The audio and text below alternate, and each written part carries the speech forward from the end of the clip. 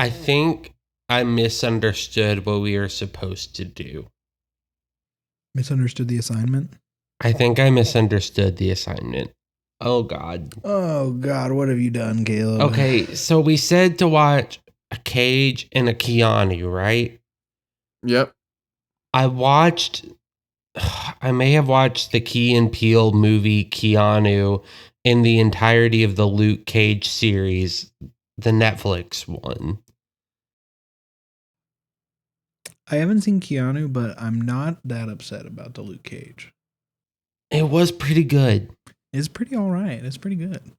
But now I'm realizing I think I did the wrong Cage and Keanu. You're stupid.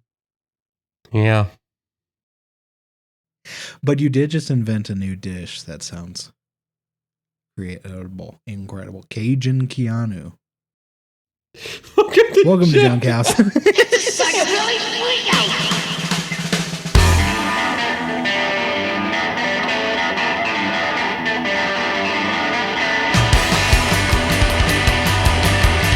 Hi, everybody. Welcome back to the house, Junk House. That's where we live.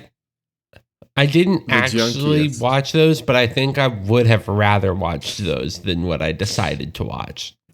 And I don't think Caleb's actually stupid. That was all part of the joke.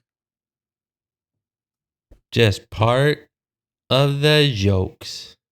We're having a fun time. This is a good day to do this. This is a good show. Yeah. Anyway, so we watched. Okay, Sammy had a take that Yes. gave Theorem us the that idea was for an deleted and exploded in the universe last week. right. So I will restate it here. I was watching John Wick 4 with the squad, and something just dawned on me, and I was like, this might be a hot take. This might be pretty cool take, pretty chill, quiet, cold. But I think Keanu Reeves is Nicolas Cage if Nicolas Cage was taken 100% more seriously.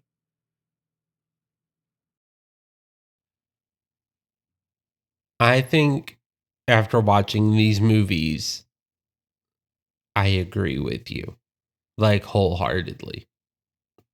Yeah, the play was to, since we couldn't save that one, take a week, watch a Nicolas Cage and a Keanu movie, and then we can develop this theorem even more, or just be like, yeah, this is right. But the twist is none of us told each other what movies we were watching starring Nicolas Cage and Keanu Reeves. Yep. So, and I double checked, and this is a tragedy among tragedies, so I'm sorry for bringing it up so early. They've never starred in a movie together, so none of us could be cheeky and just watch one movie and say that was it. Yeah, which is so sad. It feels like Keanu should have been in Spider-Verse. For real. Still has a chance. I think the structure of this should be that we each reveal together what we watched, Okay. followed by our thoughts on these characters in these roles, these actors in these roles. And then we discuss our conclusions individually about Sammy's take. And then Okay. we throw in the Duchovny spin, which is The true Z-axis of this. yes. So Sammy's take is that Keanu is a Nicolas Cage taken seriously. Mm-hmm. And my complete tangent of a take is sure, maybe, but Keanu's if Nicolas Cage and David Duchovny had an acting baby. Yeah. And so we are going to consider that as well with the Duchovny knowledge we all bring to the table. Consider all of the theses, all of the angles. Maybe the most science-y junk house we've ever done.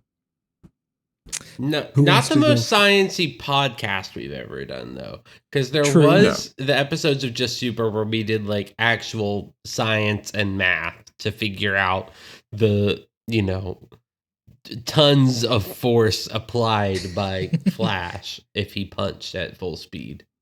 Yes. We're gonna need some science to calculate the acting chops of these two wonderful men. Well, I don't know if Today. you know this, same, but I almost got a degree in theater, so I think I'll be able to really size up their acting chops pretty well. Agreed. Caleb is the best for this. Yes. So how do we want to do this? Who wants to go first? Are we revealing? Sam Bamitha, you started this whole journey we're on. This epic started with you, so why don't you begin? Okay. Do we want to do both, or do we want to like go Keanu movies and then go Nicolas Cage movies? What if we all about- revealed Keanu? Just so I Sandy rewatched starts. Yeah. Bram Stoker's Dracula. Ugh, I hate that movie. I've seen many strange things already. Bloody wolves chasing me through some blue inferno. Yeah. So like I will say real quick, not that we need to comment on all of these, but just I did fall asleep on this rewatch. But after basically all of Keanu's parts, because this is Dracula, so he plays boyo that gets eaten by Dracula immediately. So Yeah. And he does such a non-accent of an accent. Like it's nothing. It's such a He starts nothing British. burger. and that's Sometimes people will try to do an accent, but all they're really doing is raising the tone of their voice in the back of their mouth, and they think that's an accent. So instead of me talking like this, I talk like this, Yeah. and this is an accent. Whoa, that's British. That's Keanu's Yeah, version that's of British. British. That's British. I Cordell, did that. you did spend a semester in England, so I think you would know if that's a good British accent or not. You know?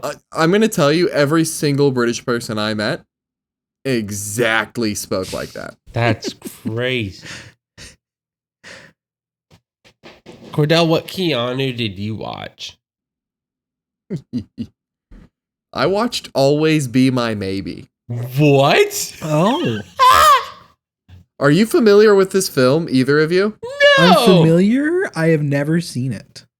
So Always Be My Maybe is a rom-com on Netflix. There is a twist portion of the film where the lead actress, I think she's played by... I've seen this scene where they're like Yes, at a yes, dinner yep, and yep. Keanu's there. Oh my god. Keanu's there. So her character meets Keanu Reeves, has a couple nights of incredible lovemaking, and then starts dating him and brings her friend / romantic interest for the film on a double date with her and Keanu.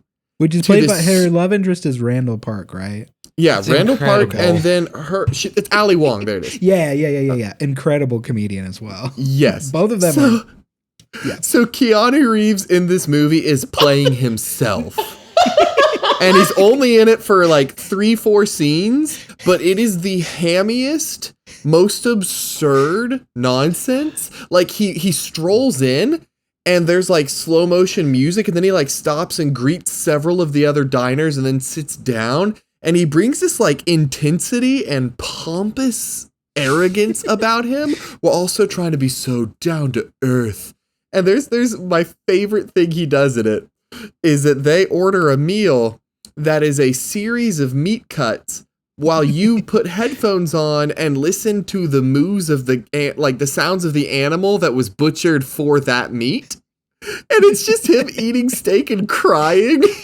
There's like such a good meme. He like takes a sip of a drink and then like puts down the drink. It's and like starts so crying again. funny. And then he leaves the movie after they go over to his apartment, which is like, no, it's not. It's a hotel room that costs like multiple $1 million a night. You know, that sort of thing. Classic, yeah.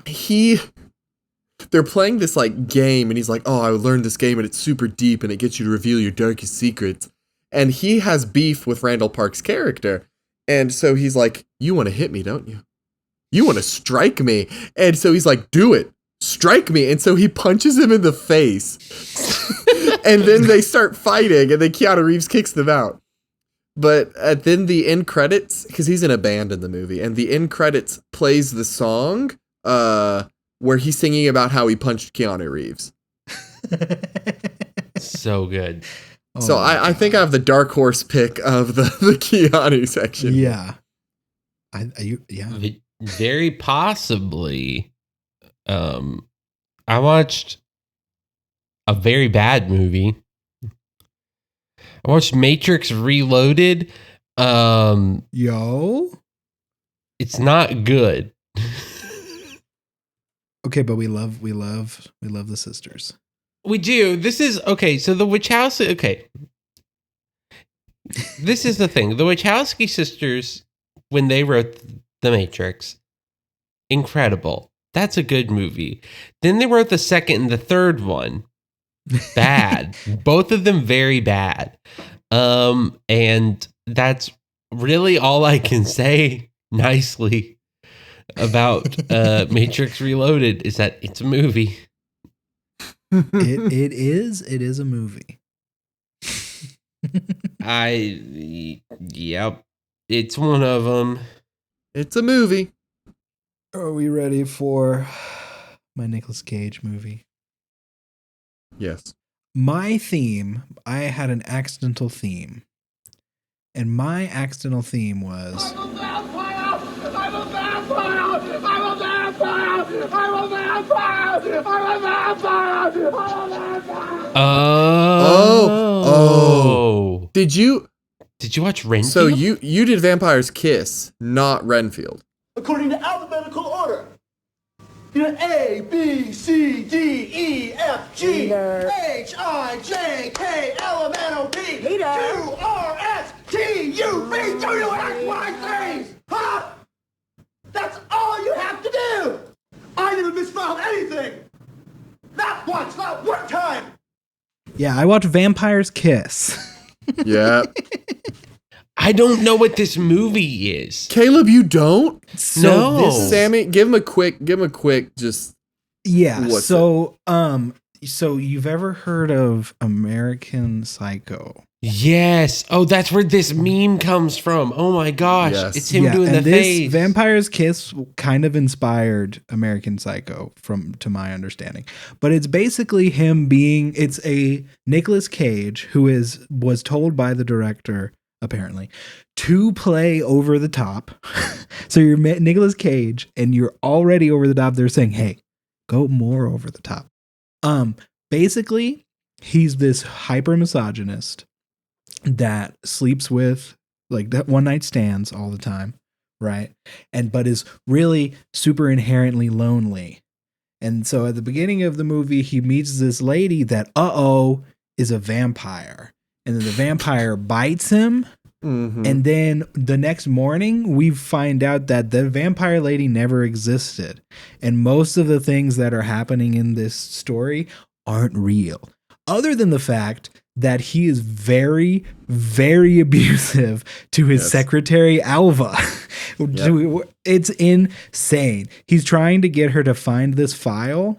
That does not exist. That does exist. It does exist. But like the first time we hear about the file, like from the dude that was like the contract is with, calls Nicolas Cage while he's talking to Alva to get her to find this file. And on the phone, we hear him like, "Hey, I know this is a big ask. So really, like, take all the time you need. I know this is going to take a long, long time." And he hangs up and he goes, "Alva, that was him. He said he's going to find work somewhere else. He's not going to work with us anymore unless you find that file." It gets to the point where he goes to Alva's house after she calls in sick because he made her work overtime until 1 a.m. to find this file and was like being super hyper abusive. Crazy movie. I have one more. I was a little drunk. Plus, I was horny.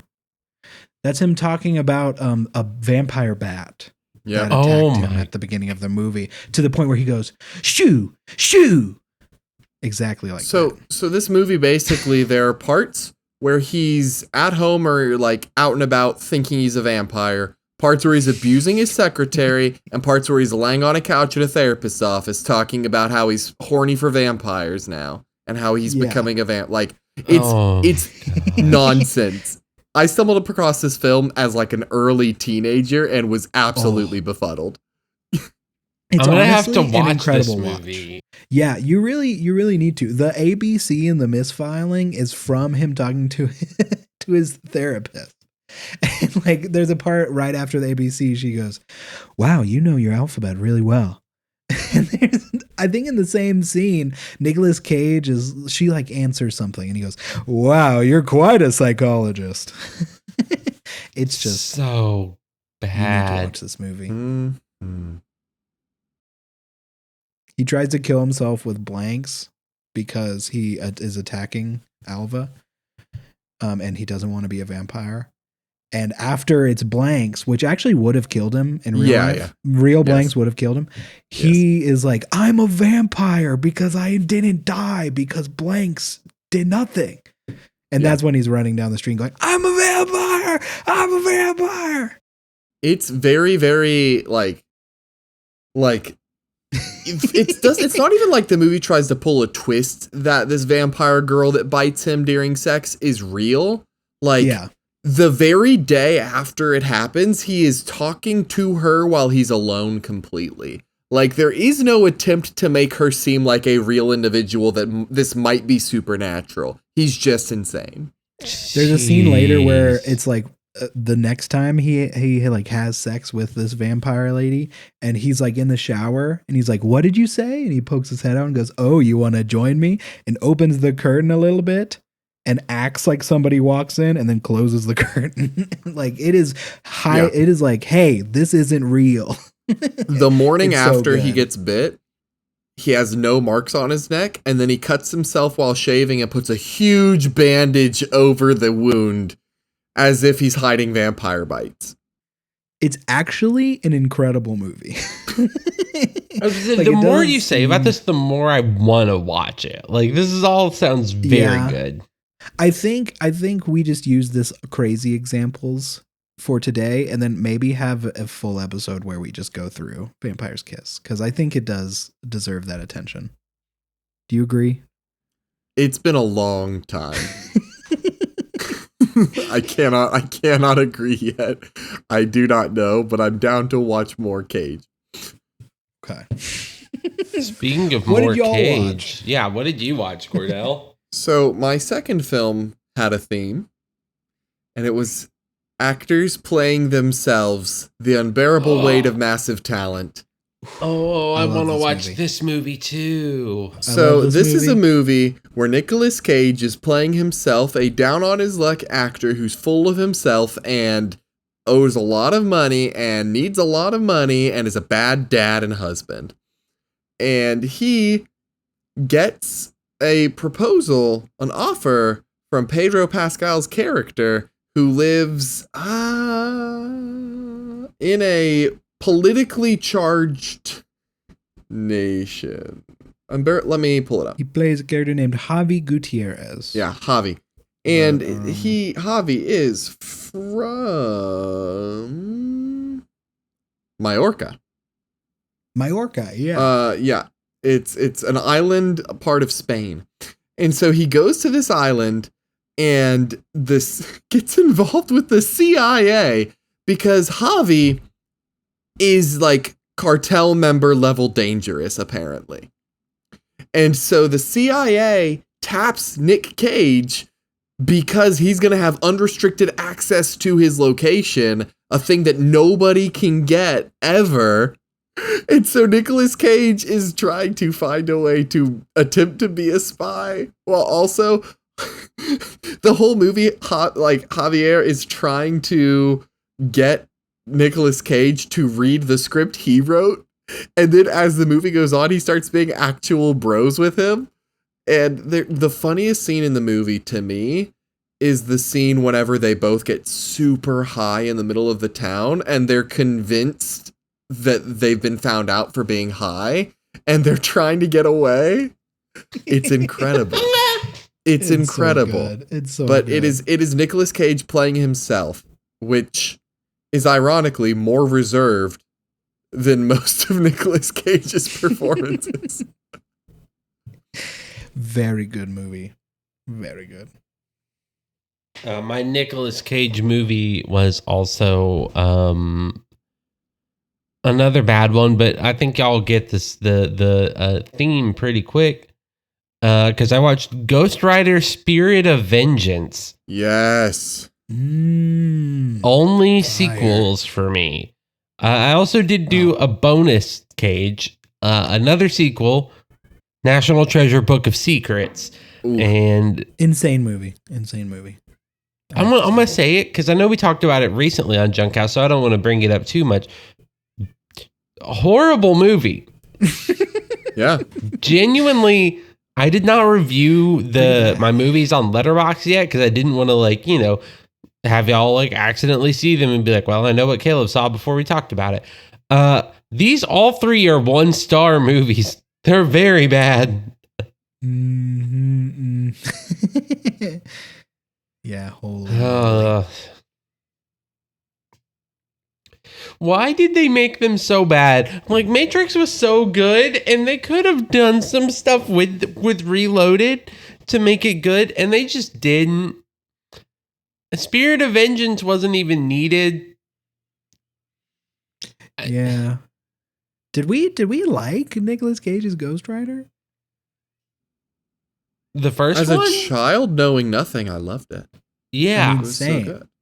But as an adult, Probably not. that's the thing. That's the sadness. So there was an early problem with comic book movies before X-Men and Spider-Man. Around that era, Daredevil, Elektra, Ghost Rider, a lot of comic book movies kind of had nothing plots. There is no real plot. It's a lot of nothing, and then they get their power, become a hero, still don't do much, and then a bad guy exists, and it happens. It's the same thing with Ang Lee's Hulk, too. Just nothing burger movies, where the plot's not a thing. And so it's Ghost Rider, you learn about him, he becomes Ghost Rider, the devil's son, and then he fights okay, cool. yeah, nothing happens. God, yeah. Now you're making me remember that those Hulk movies were really for big dog Hulk scene, and that was it. Dog Hulks. Yeah, Ang Lee, Dogs. there was Ang Lee Hulk, which I saw in theaters. I will not lie, as a child. Wow, fancy. Because I was a big Hulk fan as a child, still am as an adult. And then there was The Incredible Hulk starring Edward Norton, and that was okay. That one was all right. The Abomination looked cool, or whatever his name is. What's his name? Oh gosh, Abomination. Abomination. Okay. Yeah. I was like, I'm pretty sure it's Abomination, but then you were like, Abomination, that Abomination, what's his name? And I was like, it can't be Abomination. That's what happened. Also, I wanted to share a little scene, if you will, from Ghost Rider: Spirit of Vengeance. I'll read it to you. Okay. Danny says, well, what if you have to pee while you're on fire? To which Johnny Blaze says, oh, it's awesome. It's like a flamethrower, And then it cuts to Ghost Rider pissing fire. Like a Family Guy bit? A little bit. Like a full-on Family Guy style cutaway gag in the middle of a Ghost Rider movie. As dumb as Spirit of Vengeance is, I did love the part where the entire construction equipment becomes his Ghost Rider machine. Yes. That's actually an awesome moment in a bad movie. Awful taste, great execution. Yeah. Yes.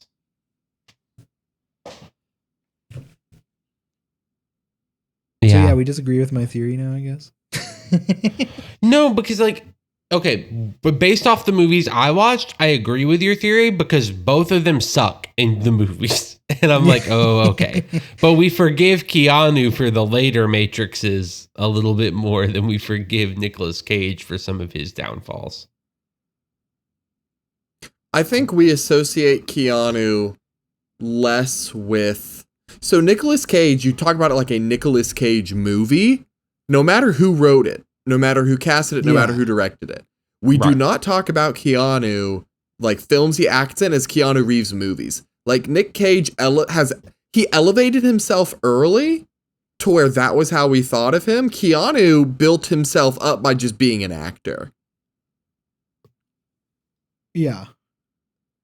So that might be my personal, like, I agree that they're similar in style the more I've looked at them, but I think the difference is that we forgive Keanu more because he didn't present himself as the, like, artistic visionary whenever he does things that Cage did. Yeah. I feel like that falls under the original statement.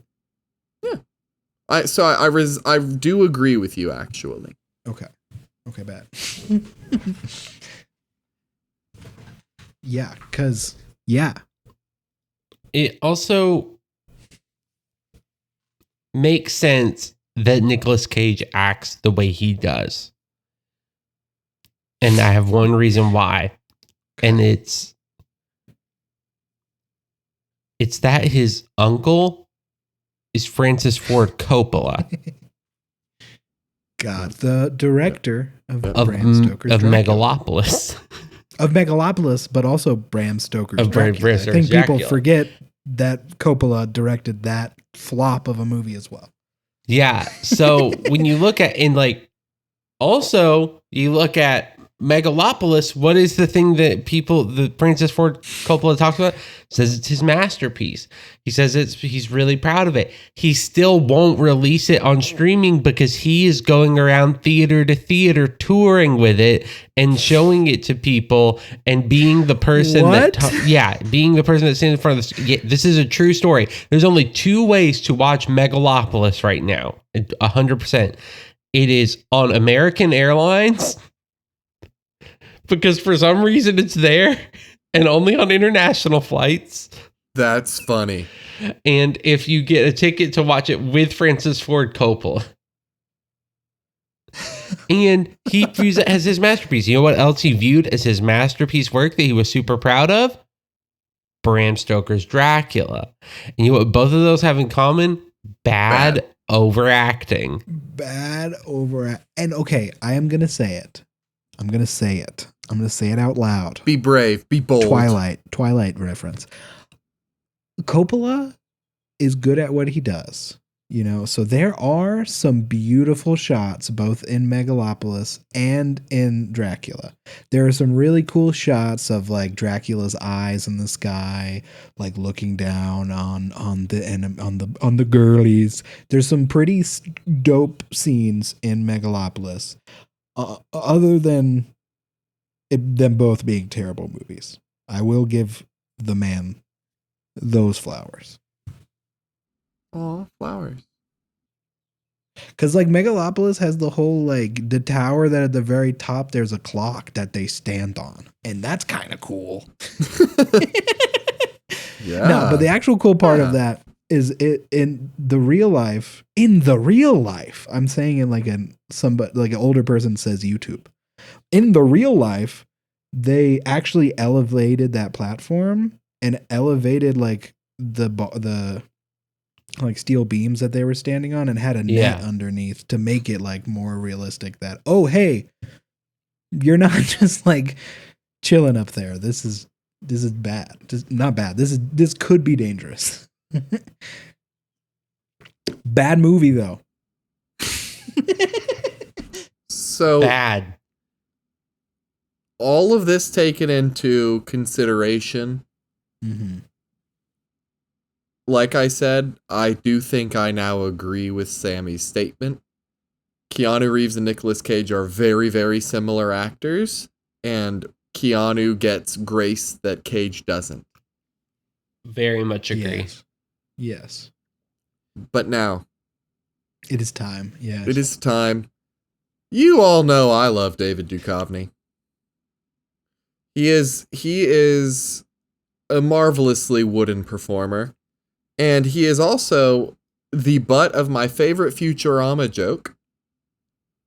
Yes. Oh. So there's a Futurama joke where they meet the robot actor who is in the Robot Days of Our Lives, basically. Okay. It's like All My Circuits, I think is what they call it. Yes. So they meet that robot actor, and they learn that he has been every famous robot actor for hundreds of years. He names like Actotron 3000, like just random robot names, and then he goes David Duchovny. And I think about that a lot, actually. That is a Futurama joke that is set with me the most. Is just them ragging on David Duchovny as like the original robot actor. I love it. I love Futurama. Yes. So, did either of you watch anything regarding my man David? I don't have the time. I watched it. What'd you watch? I watched something you may not remember has David Duchovny in it. And it broke my sequel rule because he's not in the sequel, but I watched Zoolander. He's in that? Very, very like, briefly, I would say. Technically. He is Who does he technically play? in it. You know, I'm on IMDb He is trying to J.P. remember. Pruitt. He plays J.P. Pruitt. That was the character's name. J.P. Pruitt. Was he? What? No. J.P. Pruitt is kind of like, he sets up some of the best jokes for Zoolander, to be honest. Like, he's kind of He's just the like, hand guy, right? He's the hand guy, model. yeah. He's the hand guy. Yeah. That, yes. I love that scene, and I love that character. my favorite. Okay, yeah. It sets up two, because like my two favorite jokes from Zoolander, one of them is what is this, a school for ants? Is that what you're building? And then there's also the one with JP Pruitt, male models don't think for themselves. That's not true. Yes, it is, Derek. Okay. Like this. Like, those two jokes are so good. And I want to say David Duchovny, in my opinion, is exactly what Cordell says. He is kind of the perfect baby between the two, but he's also Nicolas Cage on a really dank weed. Like one that you're like really chilling out. Yeah, like I guess the only movie reference I can think of right now is like a Pineapple Express. Yeah, kind of actually. Yeah. So- yeah, like the movie Pineapple Express. Yeah, I get. Oh yeah. You remember Pineapple Express? I think Who I've seen doesn't 15 remember minutes of it. Pineapple Express? I do not remember any of that movie. I was just like, what is weed and movies? Pineapple Express. Time to get high. See, So- this is like, there was one time, this was prior to a Junk House recording that I think was just me and Sammy, where I was trying to remember the name of, and now I'm spacing on the name again, so I'm very sorry, but the movie with Nicolas Cage and Pedro Pascal.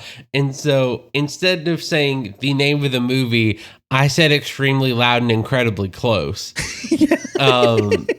Which, if you don't know, is a movie about 9/11. So there's that. Very different movie. I mean, is it when you think about it? Because the unbearable weight of invincibly, incredibly, Everything, enormous everywhere, talent all at once. is to stop terrorists. It's about 9/11 as well. It's about nine. Pretty much. Okay. Okay. Now listen, every movie that in recent years they have gone onto a plane and there has been some kind of mention of security means 9/11 exists within the universe of that movie. That is very true. Also, now that I'm thinking about it, what is the last movie you've seen where people get on a plane and the plane is chill and fine and they have a great plane ride? Because the only one I'm thinking of right now is Scooby-Doo. I was literally just thinking I was Scooby-Doo. thinking Scooby-Doo. Every other movie I can think of that has an airplane in it, something bad goes down. We need to write more movies about airplanes where nothing goes wrong with the airplane. Other stuff can go wrong, but not on the airplane. So you remember the movie Yesterday, where that guy wakes up to find out that the Beatles never existed, and he writes all their and songs. then he writes all the Beatles, and then he goes and meets John Lennon because John Lennon's alive. Yeah. Could you imagine a movie where a guy wakes up and 9/11 never happened? Whoa. I think it's called It's a Wonderful Life because 9/11 had not happened at that point. Well, that was all of human history before 9/11. Yeah, but so I'm those talking movies about exist. a movie set in 2025. Guy wakes up, 9/11 didn't happen. And so naturally, his only recourse, similar to the guy in Yesterday. Wait. Hold on. Cordell, okay, hold on. It's time. I know we did this not very long ago, but it's time. Welcome to...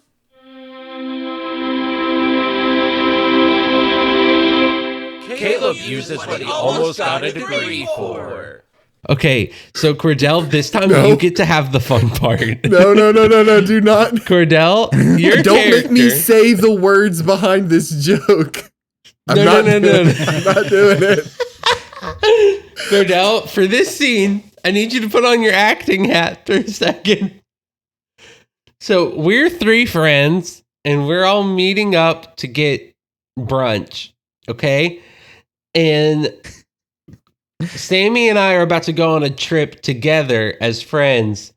And Cordell, you are the only one in the world who remembers that 9/11 happened. Okay. This is a good... Because in this world, 9/11 didn't happen. That's what it was. I got this. Yeah. Okay, here we go. Okay, so, okay. I think I need another coffee or something for this brunch. Yeah. These eggs are really good, though. They are really good. Yeah, we probably need grits. another round. Oh, I forgot you got the grits. Yeah, this is at Another Broken Egg. I love getting brunch here at Another Broken Egg. Sponsored content. Mm-mm. Anyway, we probably need to go because, Sammy, our plane leaves in looks at my watch, 45 minutes. Wait, 45 minutes? Are you stupid? Sheesh. Are you crazy? Well, we might be late, but it doesn't take long to get to the plane once we get there since we already have our tickets. What are you talking about? Right. The airport's like 20 minutes away. That only gives you 25 minutes. 25 minutes for what? Parking? Security. Security? Security? Yeah. Security. You know, you take your shoes off. Sometimes you take your laptop. Wait, no, you take your shoes off. Sometimes you take your laptop out. Why of your would bag, I get my sometimes you raw don't. dogs out on the airport, Cordell? So there's no incendiary devices. The guy with the shoe bomb, remember that? No, what are you talking about, Cordell? You can make shoe bombs? Well, you know, like we have security because of 9/11. You mean 911? I mean, like, I guess the police and firefighters and first responders count as some kind of security. No, I mean the September 11th, 2001 terrorist attack. Wait, no, that's my grandmother's birthday. What are you talking about? Yeah, that's her grandmother's birthday. No, It's a true fact. Like the Twin Towers got hit by two planes? Looks up on Google. Look, the Those Twin Twin Towers are right there. Towers? This is a live feed of the Twin Towers all the time because we all love looking at them. Well, just the New York skyline. It's not specific. oh, yeah, it's not, but it's basically, No, for me, but- it's just the Twin Towers that I look at every day. I log See, on, I that's look fair. at them They first thing in are the morning, beautiful buildings. and I say, No, ooh, look no. at those towers. There's two of them. Well, no, there's not. That they call that area. They call that Ground Zero now. What are you? Master of Disguise, the Turtle Club scene was filmed on 9/11, and he had to find out about that while he was wearing a turtle Wait. outfit. Are you talking about Master of the Disguise? Oscar award-winning film Master of Disguise? With Steve Carell? That was not at all ruined by any terrorist attacks happening? Yeah. Steve Carell's not in Master of Disguise, is he? No, it's Dana No, Carvey. that's the That's the okay. bit. In this universe, Oh, it's that Steve different Carell. of a universe? Yeah. Yeah. Well, it that's what made it an award winning. Like people, Yeah, people that's what made like it. Dana Yeah. Carvey. Okay, and back in Wait. So you're telling me Steve Carell was in Master? No, Yeah. that was Dana Carvey. No, Dana The Carvey. SNL guy? Yeah, he had his own show for a bit, and it did really well, but then he just never really needed to do anything afterwards because of the success of his show. No, He no. did do Emperor's New Groove. Did you ever see that? Yeah. Yeah, because he was in that. He was also No. in Tommy Boy. So No. So wait a minute. Friends, I think I woke up in a reality where 9/11 didn't happen and Dana Carvey's comedy career was massively successful. Something's deeply wrong.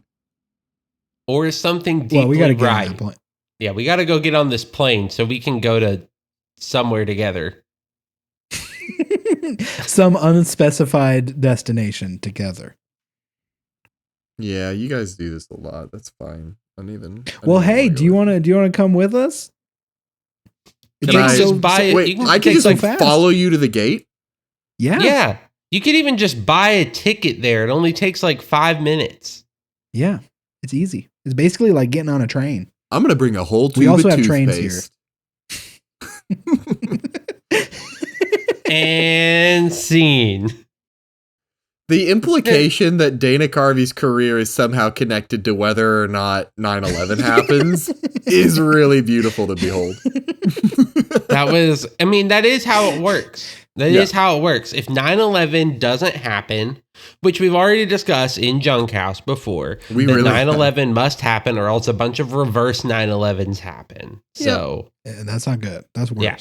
so somehow in this other universe we've created, neither of those happen. And Dana Carvey is, pretty successful, a la David Spade. And Steve Carell kind of takes over the Dana Carvey slot, except that movie succeeds. Do you all want to return to Dave Duchovny? Sure. Oh shit, that is what we were talking about. Yeah. So first, I want to bring up that have y'all seen Twin Peaks? Yes. No. Dave Duchovny plays a trans woman in Twin Peaks in 1990, and no one made an upset peep in any capacity at all for decades. Is that the Fix Your Heart character that he talked? Is it the what? The one that David was the Fix Your Heart. Change your David heart Lynch or quote. die. Or was that a real life quote? Or was that from Twin Peaks? I think that was from Twin Peaks The Return. Okay. Okay. Dave Duchovny played Denise in Twin Peaks, who was originally Dennis, and then during a undercover operation, dressed as a woman, found it really comforting, and then just realized she was trans. And it's just a normal thing. They have a little bit of a conversation about it, and then they move on. And I just wanted to point it out because it's actually really heartwarming. Yeah. Back in 1990, just a non-joke trans character. Yeah. Yeah. Unheard of Yeah. in that time. Yeah. Rest in peace, David Lynch. We just have to say it as well. Oh, Rest in David peace. Lynch. Rest I in miss peace. you. I miss Actually that made I'll me sad. never not understand a new thing you did. Yeah. Anyway, Yeah. I watched Evolution. Oh, Y'all ever seen that one? Evolution. I feel like I may have heard about that. It's a 2001 film. Well, yeah, I don't that's think I've prime seen this. Duchovny time. Oh, yeah. He was going. I have seen the symbol of the smiley face with the 3 eyes all over the fucking place, but I have never seen this movie. Yeah. Yeah. It's a little bit of a cult classic. Just a little bit. Just a little You know bit. about me. But in this movie, a meteorite crashes to Earth containing microscopic life forms that start rapidly evolving, like speed running millions and millions of years of evolution. Hence the title. Yeah. And Dave Duchovny plays a Dr. Ira Crane, who was Ira Kane, not Crane, but he was kind of shamed for making an anthrax vaccine that went horribly wrong and caused severe side effects for 140,000 US soldiers. And so he's like a renegade scientist and is trying to help figure out what's like how to stop this alien species from rapidly evolving before they overtake Earth. Yeah. Holy shit. It's weird and wild and not that funny, but it has the 2000s charm of a not that funny movie that's got a lot of heart to me, you know? Yeah. I think it's worth a watch if you want to see Dave Duchovny attempting to be the like male action hero lead. Which I do. That sounds like a fun movie. Do you agree with my take that it's David Duchovny as Nicolas Cage on a pretty dank weed? Yes. Yes. We're winning all the way around today. Yeah, none of us wrong. Nobody's wrong. Did y'all ever watch the short film that David Lynch made called What Did Jack Do? I No. don't think so. Okay. Is that it's about a monkey? Yeah, so it's the one where David Lynch is interviewing a monkey. Oh. It's interesting to say the least. But it's worth watching, in my opinion, if you like weird stuff. Yeah, the premise on Wikipedia is in a lockdown train station, a homicide detective conducts an interview with a tormented monkey. Mm-hmm. Why is it tormented? You gotta watch to find out. Wow. Holy moly, gang.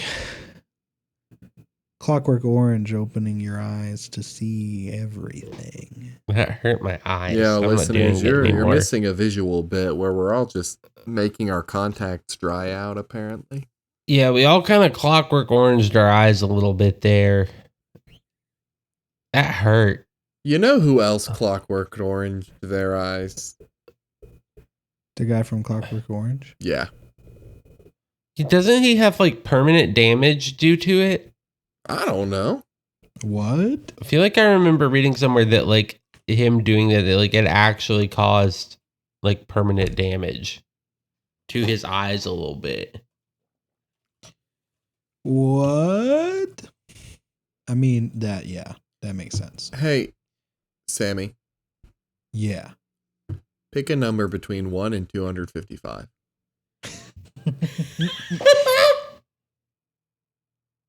32. What is one thing you'll never do again? Oh. Clockwork Orange in my eyes. I don't believe that. For one thing. I think you'll do that again. You'll forget, and then you'll do it. See? Boom. She's doing it right now. Oh shit, I forgot. No. Damn, that's a hard question. Right? Because I don't want to give a joke answer, you know? I want to be real. Yeah. What if I have a real answer that is also a little bit of joke answer? Acceptable. Yeah. Okay. One time I bought this nasty soda that was like cucumber flavored, and I'm not doing that again. It was really gross. But I was curious. Fair. Mine is one that's aspirational. This year, on April Fool's Day, everybody's bit was pickles. Pickle flavored drinks, pickle sandwiches that shouldn't be on them, pickle glazed chicken at Amen. Popeyes. I don't know if that was good or not. It was mid. What I'm saying is I'm going to end that. No more pickles. No more pickles. No more pickles. Like it all. No more pickles. None? In No things they're more- not supposed to be. Right, yeah. Okay. Who defines Like Only Dutch appropriate Bros. pickles. Only appropriate pickles. Dutch Bros had like a pickle syrup. Bad. that they- Disgusting. we added into drinks. That's a sin now. That's illegal in my world, folks. In How do you- Samantha's world. How do y'all feel about pickle chips? See, that's fine. It's pickle Fine. chips and like pickle fried pickles. Those are fine. Mm-hmm. Those are fine. And pickle flavor, like I think you were talking about specifically pickle flavored chips, right? Yeah. Or the pickle chip. Yeah. Those are also great. That's fine. All the types of chips for pickles are great.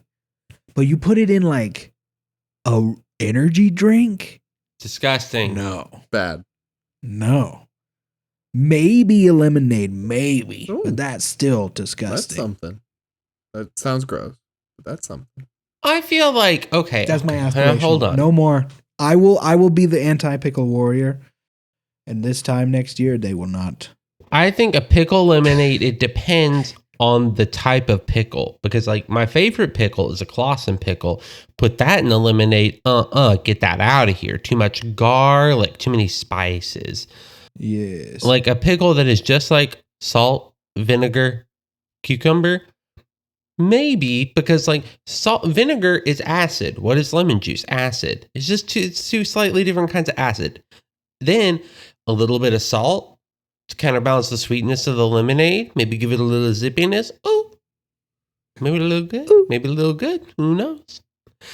This is an update on a sin of pickles that I want to say. Welcome to Pickle Good. Confession, my child. Welcome to Pickle Confessions. There We is a just thing announced the Pickle now Pope.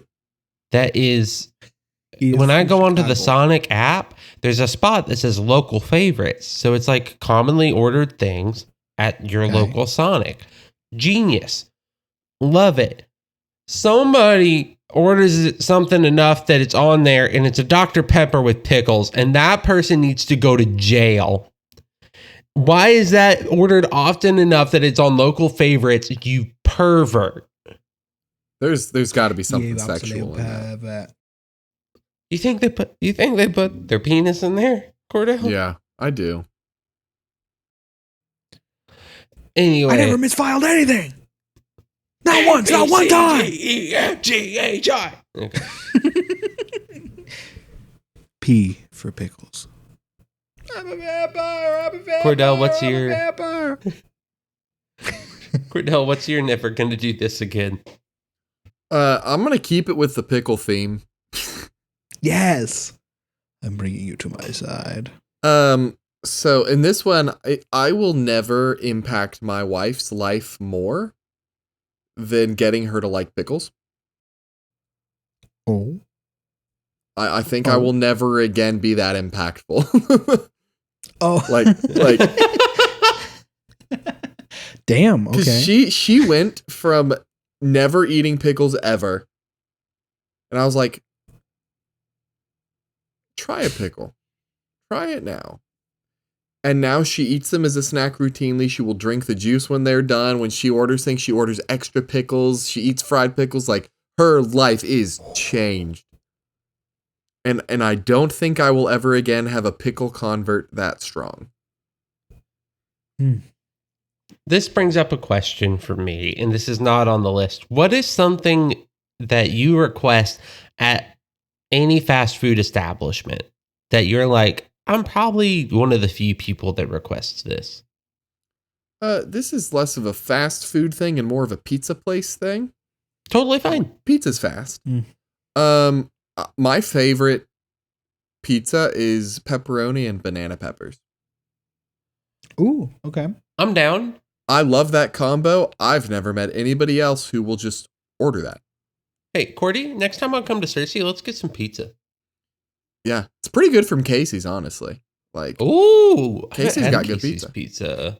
Ooh, you get some Casey's. I'm gonna do I know this is a hot take. Okay. Do I it. have lost my love for pepperoni. Ooh. What happened? Specifically on pizza. I don't know. I think most of the time when I have pepperoni on pizza, it's an oil trap. It's grease, and also sometimes the meat isn't the best. And so I think I've just been harshed. My mellow has been harshed too many times with pepperoni to the point where it's like I used to love it. I don't know if I used to love it. I think I've always been okay with pepperoni on pizza, but I think I would always have rathered just a cheese pizza. Wow. See, I don't really love a cheese pizza. I feel like I have to have something more to it for it to feel like a thing, you know? Agreed. That's just fair. cheese is acceptable, but I don't want to just eat cheese pizza. My dream pizza is pineapple and chicken. And a little hot honey on top. No, you could sell me on the that. hot honey got me there. Yeah, you could sell me on that better than pineapple and ham. Oh yeah, I don't like the ham with the pineapple. Ham is naturally too sweet to put with thank pineapple, you. I feel like. I don't like sweet ham. When you do brown sugar or pineapple on ham, don't like it. Let ham be more savory because it's got enough sweetness in the meat anyway. Unless it's Christmas, then I do like a little bit more of a sweet ham. Even at Christmas, I don't. I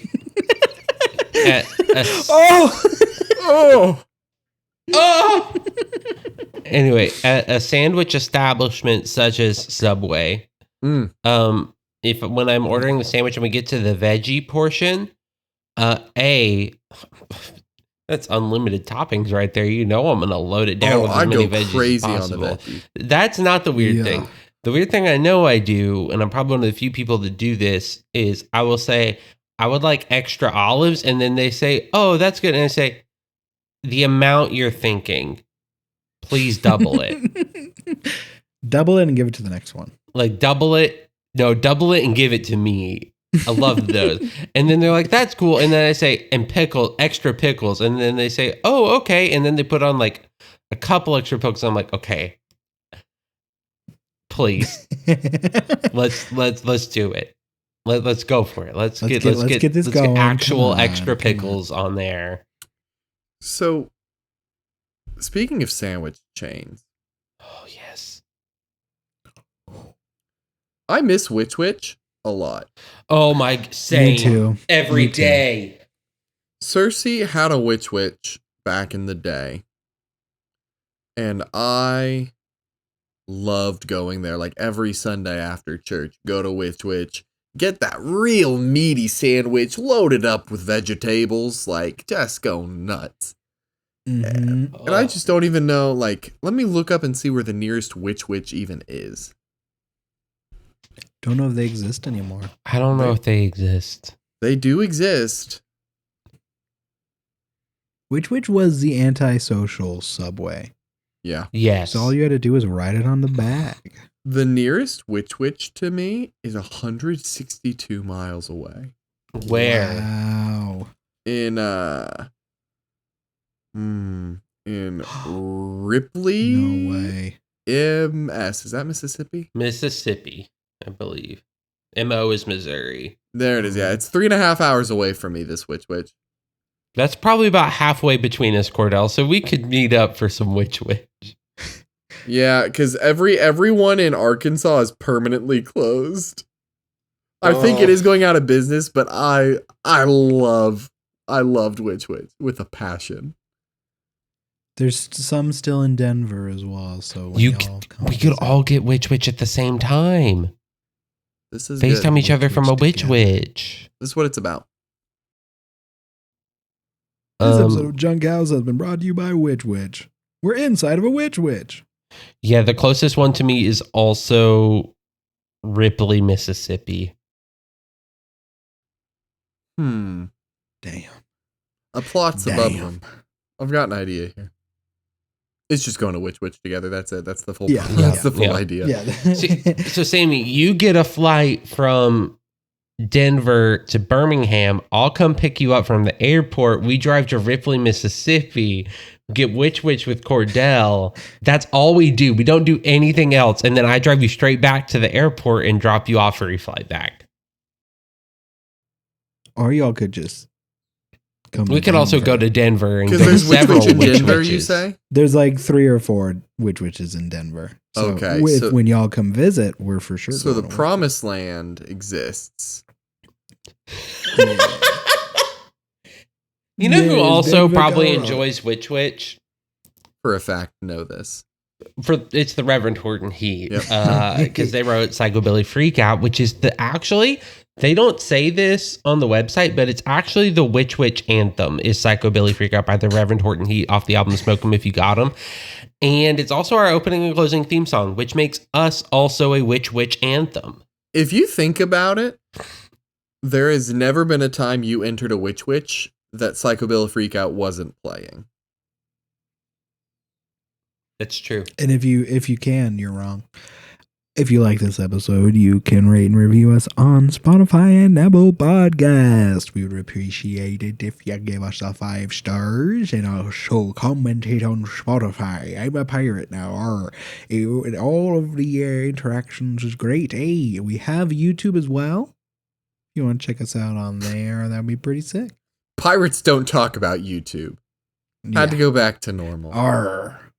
If you want to email us, do that. Tell us what you'd get at Witch Witch. Do that at junkhousemmailbox@gmail.com.